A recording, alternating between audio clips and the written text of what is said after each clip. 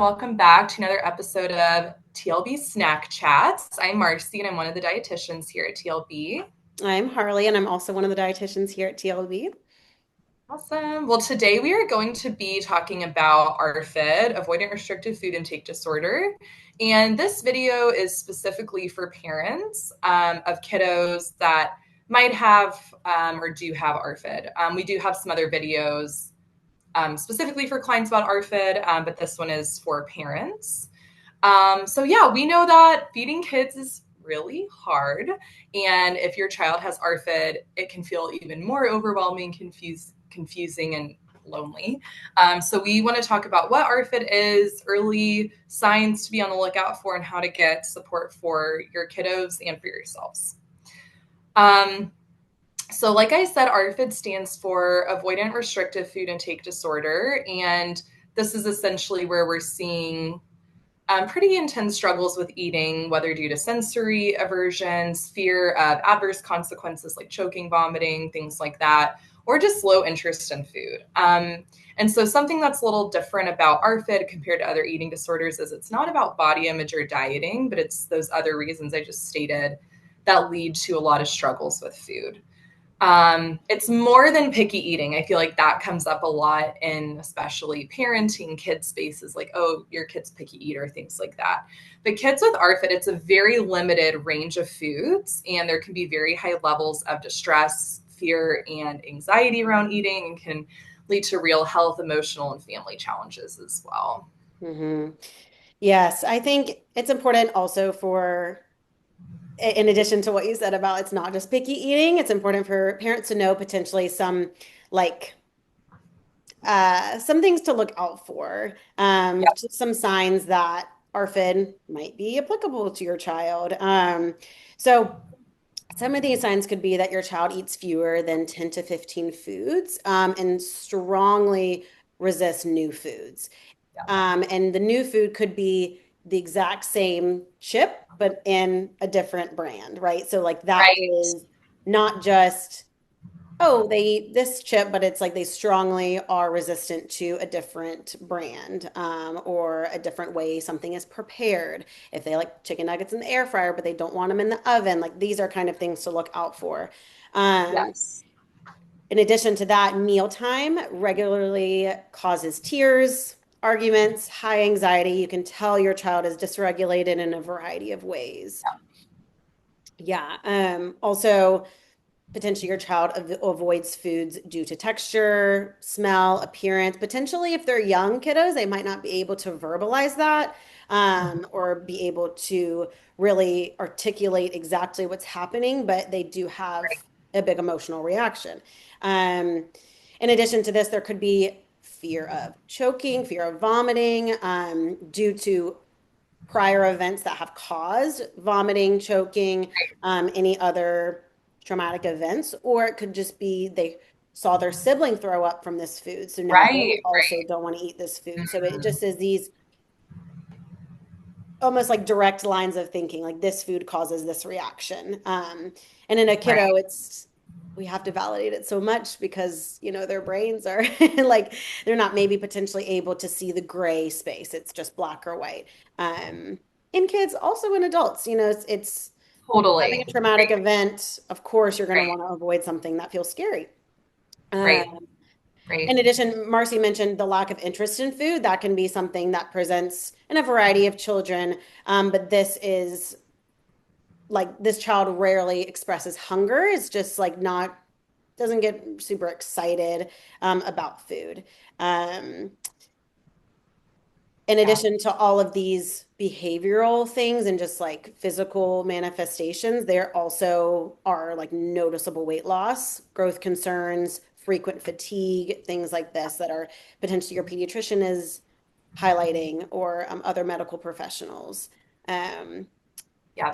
and something for parents to also think of is that, like, during meal times, they might feel like they're walking on eggshells because they just don't Yes. want to cause Right. a big emotional reaction. So these are some things that present in the child themselves, in medical setting, and in parents, their own internal feelings towards meal times and things like that.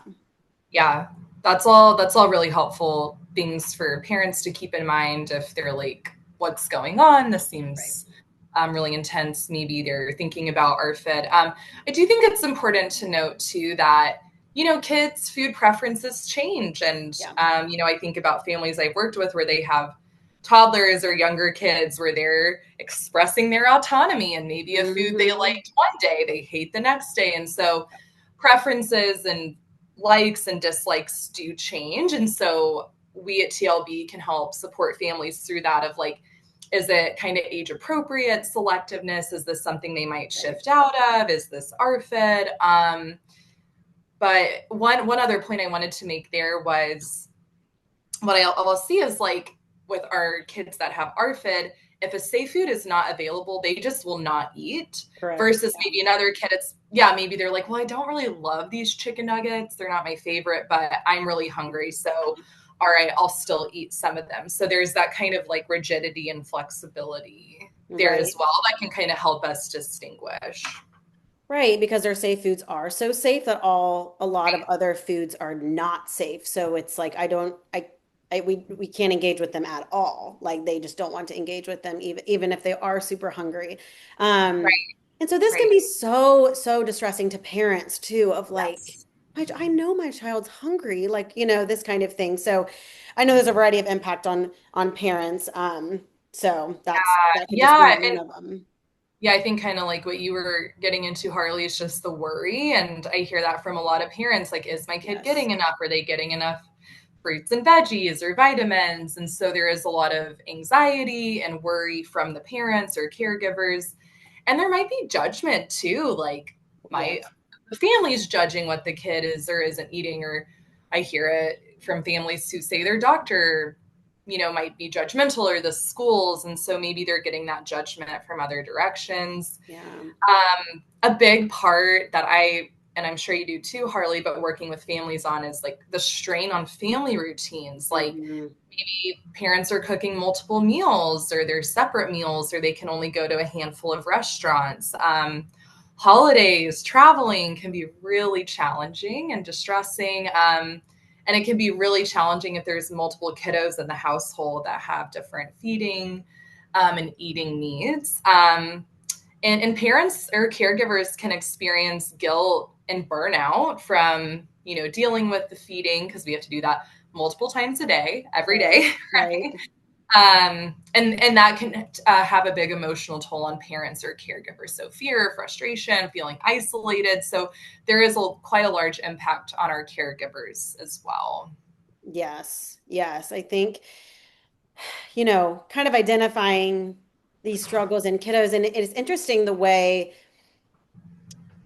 like, having ARFID kiddos, like working with ARFID kiddos, like there's never like a specific age or something where all this presents. It just presents at Right, so many different ages, so many different right, stages. So it could be like my child was eating quote unquote normally until right, age 7, and then what, it's like they're like, what happened? right, And so right. and I think a lot of parents can take on some guilt and shame, and so because they do have to feed their children so many times a day. So um I think when it comes to like parents identifying potentially some of these like signals that are going off, potentially like, okay, I'm noticing my child does align with some of these like criteria to align with ARFID. One of the first steps is seeking medical support. So like checking in to seeing if there's any like medical issues, tracking growth, seeing the growth chart, potentially getting blood work done. Um, and then of course we are in support of finding a registered dietitian like us at TLB, because we did more of an in-depth video, like Marcie mentioned, about specifically how we work with clients and the individualized care that we have. But working with a dietitian is so helpful, so we can, of course, like assess nutritional adequacy, but also helping clients and families together how do we move towards these specific goals your family has for your child? And like, what are specific foods that you guys eat that can make things more normalized? We're not short order cooks and things like that. And of Yes. course, therapy can also be helpful, traditional therapy and also CBT/AR therapy, family-based therapy. Occupational therapy is also a big one that helps a lot. Yes. For it is a specialty for finding like or discussing sensory sensitivities, building skills specifically for these sensory sensitivities, regulation, all these things. Um, and then parent coaching can be so helpful just during, which can help reduce mealtime pressure, build confidence in parents of like, this is a challenge that we have, and how can we be equipped to support our child and also regulate ourselves. Right.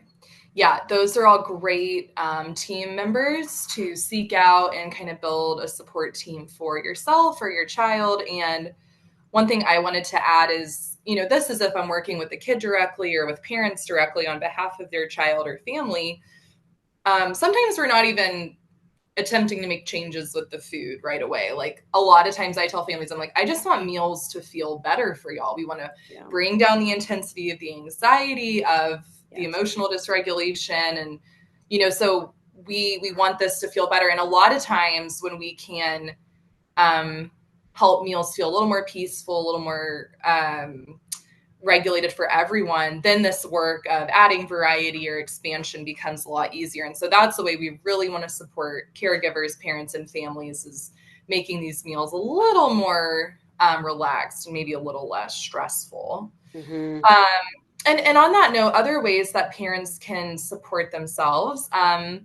It's really important to remember that ARFID is not caused by parenting. It's not caused by bad parenting. Like so many kids, adult teen clients I've worked with, and I'm sure the same for you, Harley, is they're like, this is just always how I've eaten. If it's a sensory thing and Totally. right, maybe something, an adverse situation has happened that's contributed to some trauma around food, but this is in no way parents' fault. Mm-hmm. And so it's really important for parents and caregivers to practice self-compassion, right? This isn't my fault. Mealtime struggles are not your fault. Like really being gentle with yourself around your kids' struggles, what's happening with the family, and seeking communities. So finding a parent support group for ARFID online or through TLB, asking for help when you can with meal prep, shopping, family support. So, maybe having a little more balance with those tasks, or just having, more support and doing these things that, again, we have to do every day. It's, it's time intensive. And then taking breaks, setting boundaries when you can or when that's appropriate to protect your own mental health. Totally. In addition to that, I mean, at TLB too, because we love working with ARFID kiddos or ARFID individuals in general, and just eating disorders and just individuals in general, we have ARFID support groups. Specifically, Marcie has some support groups, which is such a safe space for kids and sometimes parents. Just such a safe space because kids can feel just so validated having someone else Yes. to share experiences, make some jokes, even make light of their situations. Yeah.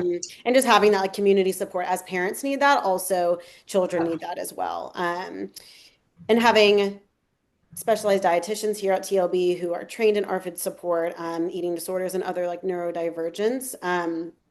And at TLB, we do work with other therapists, OTs, doctors, all the things to just provide that holistic support, in addition to parent coaching and individualized sessions specifically for parents, because Yeah. Marcie and I both work with kiddos and also provide parent sessions individually, because it has to be a whole team approach with Wow. in the family unit, Right. for a variety of reasons, like we mentioned. So.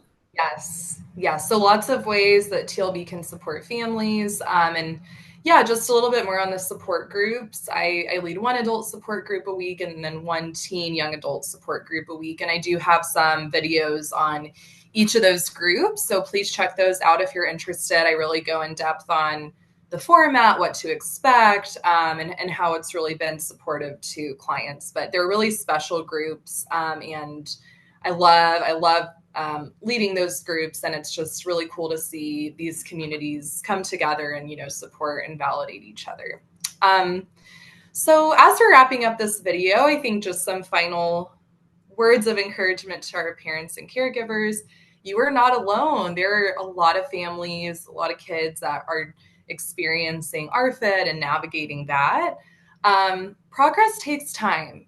We often say ARFID work is a marathon, not a sprint, which in some ways is like, oh my gosh, that maybe feels like it's going to take a long time, but every small step counts. And we're really big on that at TLB. Just small baby steps, is what's going to really build a strong foundation in treatment. And seeking support early for your child makes a really big difference for their health and your family's well-being. So if you're noticing any of these signs, anything going on, please reach out to us. Mm-hmm.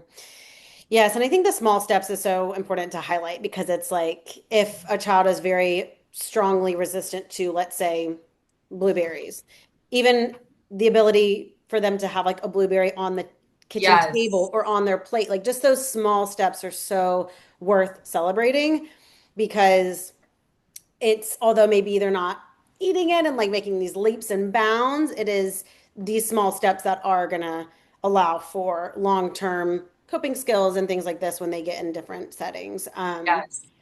And so yeah, just kind of wrapping up overall, ARFID has many unique signs, and even though the ones we listed, there could be more that like individual children present that are just unique to them and their specific environment and all of that. It does affect the whole family, which I'm sure parents can feel, and support is available. Like it is treatable. It is not a problem to solve, yet it is something that we can totally work through.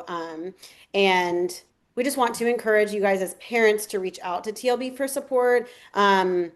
Group or individualized support for your child, for yourself, all of it. And then in the comments, we would love for parents to share experiences, questions, all of it, so we can have a good community support. So it's been such a wonderful conversation, and Marcie and I Yes. love it. We love to work with ARFID kiddos and parents and all of it. Yes, thank you for joining us today. And we would love to hear from you, like in the comments or reaching out to us. And yeah, we hope to see you in some of our future videos. Yes. Thank you. Bye. Bye.